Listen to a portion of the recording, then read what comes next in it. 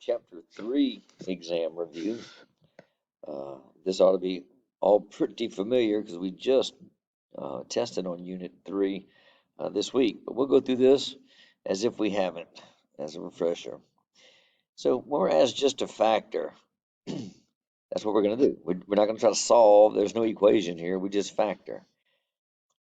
We could guess and check using reverse FOIL.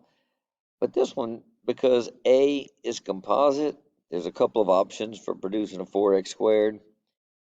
And C is composite. There's several options, 10 and 1 or 5 and 2. I want to recall this technique of multiplying A times C and getting a positive 40, and then working on the factors of 40 that add up to negative 13. And with just a little checking here, it is negative 8 times negative 5. When I multiply them, they're positive 40. When I add them, they're negative 13. So I just rewrite that middle term as negative 8x minus 5x. The first term stays 4x squared. The last term stays 10. And we just turn a trinomial into a four-term polynomial. And then we can factor by grouping. The first two terms have a 4x in common. They would leave behind an x minus 2. And the second two terms have a negative 5 in common. When I factor it out, it leaves behind an x minus 2. So x minus 2 is the common binomial. When I factor it out, it leaves behind a 4x minus 5. And that's factored. We could have gotten there with guess and check, but that technique always gets you there if you take the time. The next problem we look at, it's a difference of two perfect squares. So it always factors as conjugates of the square roots. So it's going to be plus and minus, and the square root of the first is 3k squared. The square root of the second is 2. So we just do that twice. There's no middle term when you multiply conjugates. And that perfect square binomial, the difference, it always factors as conjugates.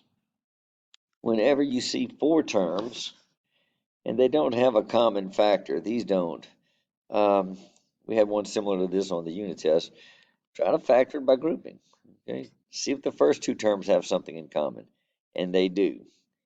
It's n squared, leaving behind a 6n minus 1. And the next two, they don't have anything in common, but they are the binomial we're looking for, 6n minus 1. So we just have to plus another 1 times 6n minus 1. And we can now factor out the common binomial, 6n minus 1. And that leaves behind n squared plus 1. And I know it's tempting to try to factor that binomial. It's a sum of two perfect squares, but sum of squares is prime, so don't fall to the temptation. Number 29. Number 29 is a sum of two perfect cubes. You have to recall that, all our perfect cubes. So sum or difference, didn't matter if this was a minus or a plus, they factor virtually the same way. Perfect cube, when you recognize two perfect cubes, set up a binomial and a trinomial. And work on getting that binomial first. Get the cube root of that, the first, that's 4a, and the cube root of the second term is 3b.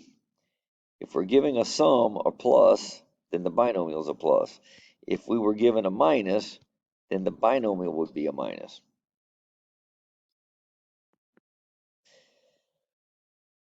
After we've got the binomial, we can form the trinomial using it. Okay, so the trinomial, the first term will be the first term of the binomial squared. So 4a quantity squared is 16a squared. The last term would be 3b, or the second term of the binomial squared. So 3b quantity squared would be 9b squared. And that middle term was just the product of these two things. It's 12ab. And this is where we look at the signs. Okay, if we're given a sum, that middle term is the opposite. The last term is always plus. If we were given a difference, that middle term would be a plus. That's the only difference. And that's factored. Don't try to factor the trinomial. It'll look factorable, but it is not. Number 30, we're going to multiply. That's just a FOIL. The first product is -3. The outer product is 4i. The inner product is 6i. And the last times last would be -8i squared.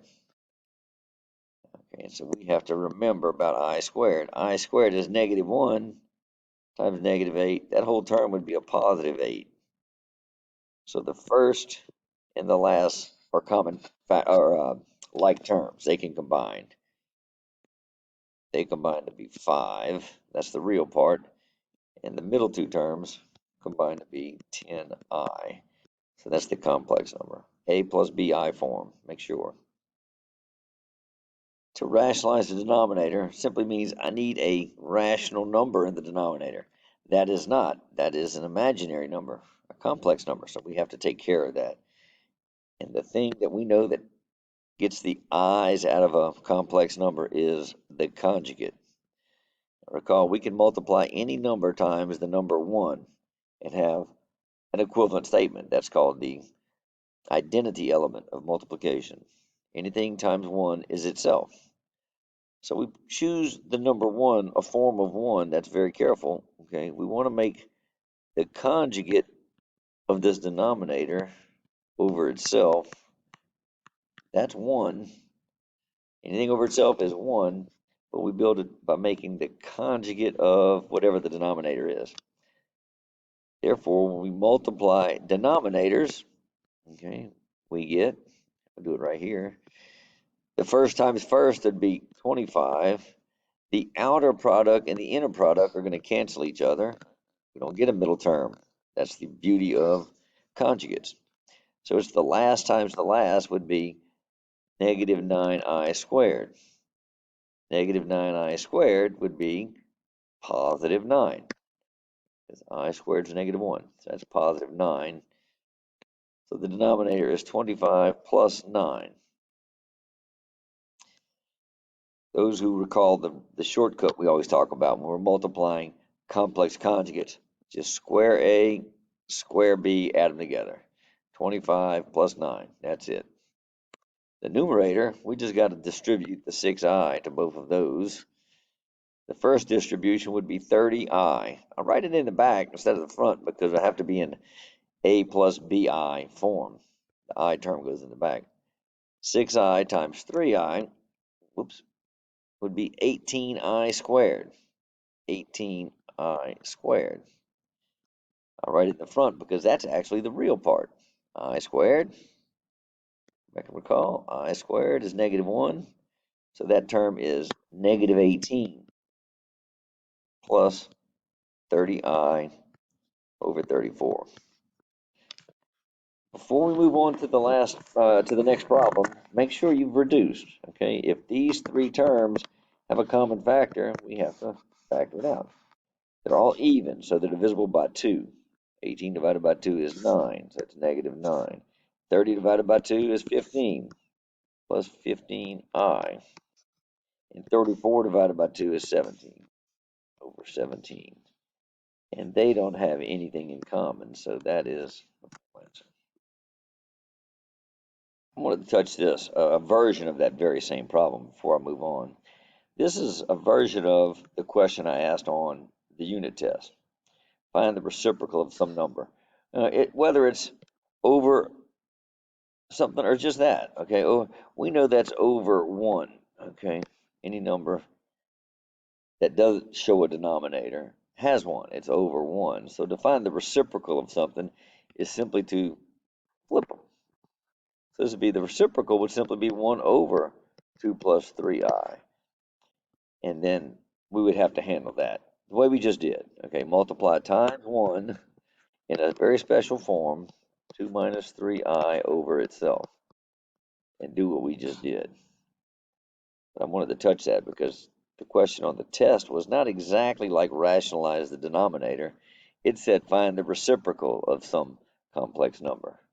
So it was a couch division problem. You had to remember that. By factoring, we use the zero product property.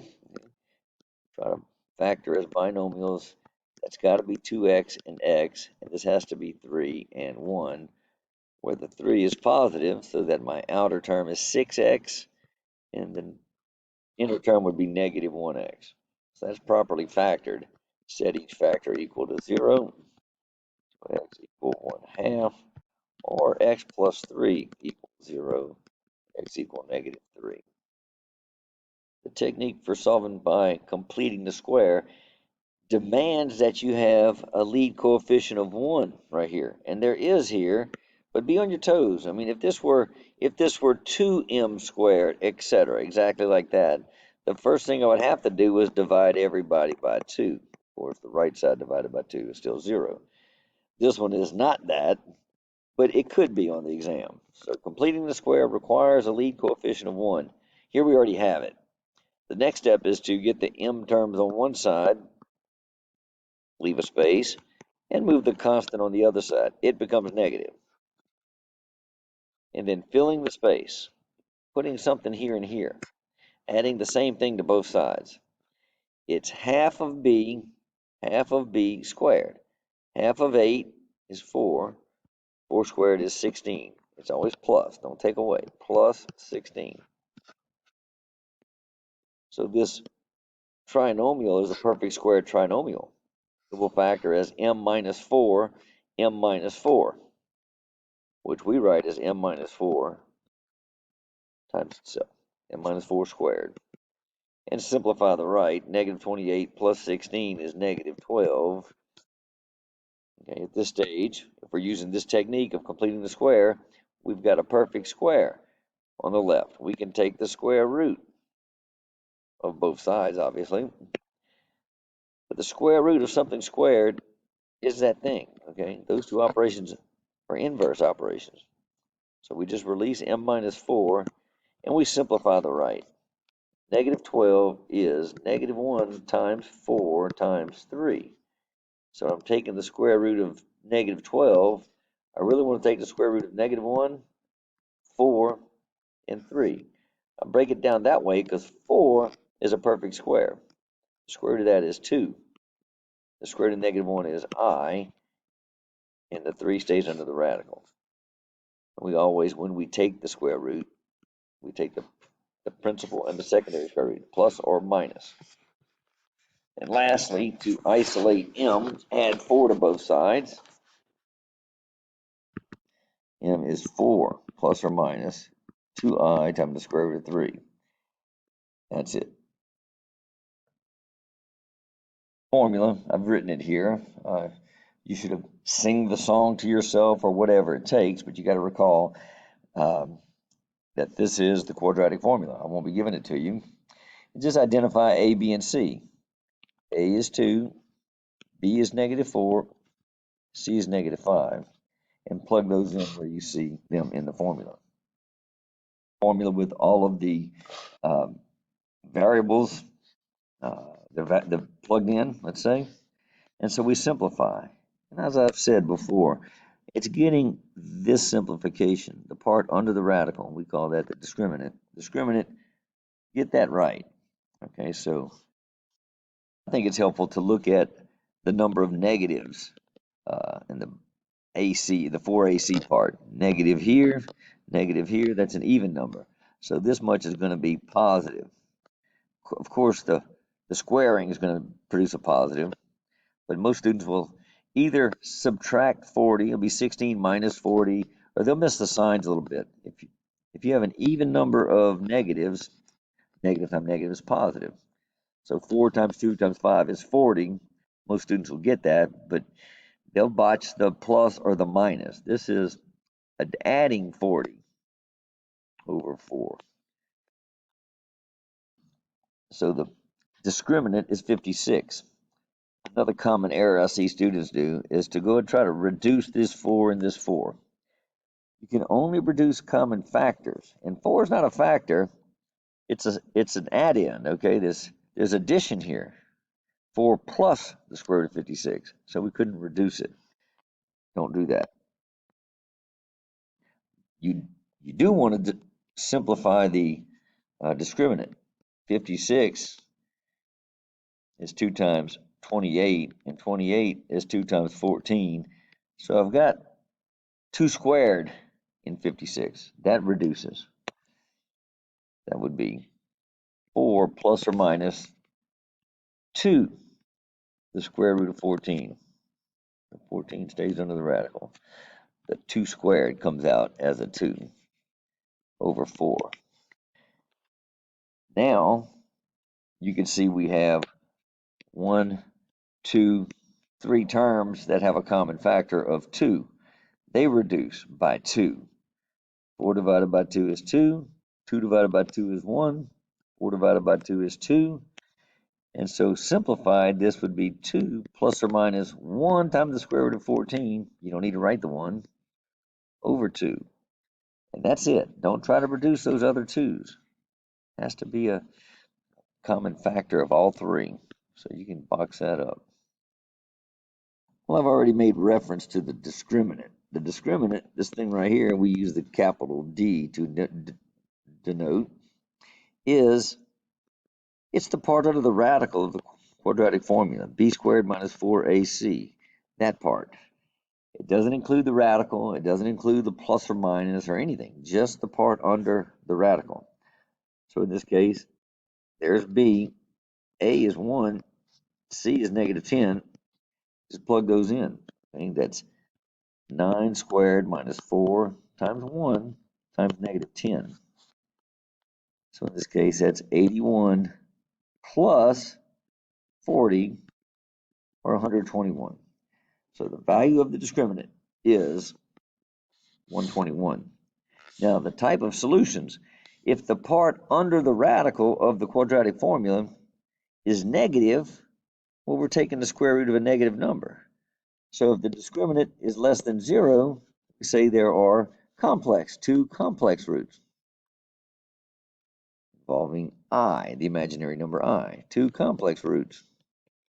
If the discriminant is greater than 0, like here, it's like the opposite of b plus or minus the square root of some real number. Okay? The square root of a positive number is a positive number. So we get 2 real roots. And they are 2 different roots. Distinct, I use the word. They're both distinct, different. And if the discriminant equals 0, we'll have the opposite of b, whatever it is, plus 0, the square root of 0, and minus the square root of 0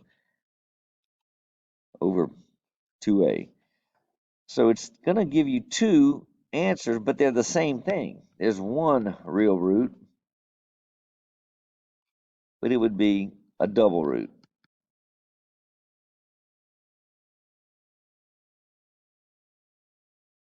All right, so in this case, we've got this right here. So you answered 2 real roots, distinct. When we solve a quadratic inequality, you have to get all the terms on the left side and compare it greater than, less than, or equal to, less than, or greater than 0. We have to have a 0 on the right because, I mean, greater than 0, what does that mean? Greater than 0, that's positive. That's positive, okay? Less than 0 means negative. Less than or equal to, that all means negative. So if we compare to 0, we can determine if it's positive or negative. If we compare to some other number, less than 10, well, we can't tell if it's positive or negative. Less than 10 brings positive numbers into play. This one already is in that form. But if you're not, that's got to be step 1. Get all the terms in standard form on one side of the left side of the inequality statement. A 0 on the right. The next step, 2, 1's already done. We're going to find the zeros. Where does it equal 0? Okay, where does this thing equal 0? So we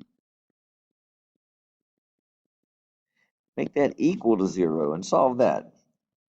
This factors nicely. X minus 5x plus 2. So when I set each factor equal to 0, x would equal 5 and x would equal negative 2. So those are the zeros. Those are the x-intercepts. If I were to graph that function, it would be a parabola with these two x-intercepts. So if I put the x-axis, a real number line, the x-axis with a negative 2 and a 5, this is a parabola that's going to pass through those. We know from looking at it, our work in chapter 3, that that is a positive a. A is positive 1 right there. So it would open up. It's a parabola that opens up. So if it opens up and it has those zeros, then the vertex must be down here somewhere. Okay, this parabola has this general shape, like that. That's more than you need to do, but that gives us a visual. Okay, so where are the outputs? Where are the y values positive? The y values are positive here from negative 2 to infinity, to negative infinity. It's positive from 5 to positive infinity. And the values would be negative all down here, okay? Negative all through here. That's one way of doing it. The other way, I just talked about this yesterday. No, they erased it off. Other way to consider that is these zeros divide the x-axis into 3 regions, okay? One region here, one region here, one region here. We can test a point from each region in the function, okay? And the best version of the function is right there, okay? Right there. The factored form, okay? That right there. And just test a point. Pick a point, a number in region 1. You could say -3 or -5 or -10, because all of them will behave the same way. Let's say -10. If I plug in a -10 right here, this number, -10 or -100 or -6 or whatever, no matter what it is, if it's left of -2, this number is negative. If I plug it in here, -10, this number is also negative. And a negative number times a negative number would be a positive number. So this whole zone would produce positive. You can make your sign chart just by picking a test point. If I pick a number in zone 2, my favorite number is 0. It's easy to operate with. But you can pick any number between -2 and 5. I pick 0. If I plug in a 0 here and here, this first number would be negative. The second number would be positive, okay? And a negative times a positive is negative. So this whole zone would be a negative. And lastly, pick a number in zone 3. It could be 6, 7, 8, 9, 10, 100. It doesn't matter, okay? All of them will behave the same way in this regard. So I'll pick 20. If I put a 20 in for x here, 20 minus 5, that's positive. If I pick 20 and put it here, 20 plus 2, that's also positive. And a positive times a positive is positive. That makes the sign chart without understanding that you're graphing a parabola. You can just pick points in the zone. Now, if I go back and look at the original question, I'm staring at greater than 0. Where's the function greater than 0? That's like saying, where is it positive? We're looking for the plus signs. This zone and this zone. So to answer the question, that whole zone would be from negative infinity to -2. And since it says or equal to, we want to include the endpoint. This is also a positive zone. It goes from 5 to positive infinity. And since it says or equal to, the 5 is part of the solution. Put a bracket. And it's the union of those sets. That's an easy way to set up a sign chart. And then go back to the original to decide, are we looking for positives or negatives? And one last thing that's in chapter 3, but I didn't include it here, is the word problems. Make sure you're proficient with those. We did several already. We'll return your test Monday, and they've got one on there involving projectile motion, so that's going to be on the exam as well. So with all of these, plus your graded tests and quizzes that we'll continue to go over on Monday, you should be well prepared. But if not, if you have any questions, don't hesitate to ask, email. We can set up a Teams meet session individually or as a group. We can get whatever question you have answered. I'll see you tomorrow.